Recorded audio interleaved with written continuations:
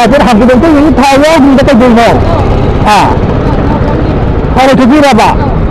anh ngoài cái mai này nó hành lai nhiều à anh cái này bây giờ sai cái đó tôi làm vậy là cái hàng gì đó có anh làm cái hàng gì đó mai lên lại nhiều à phải anh cái này pi hàng á hàng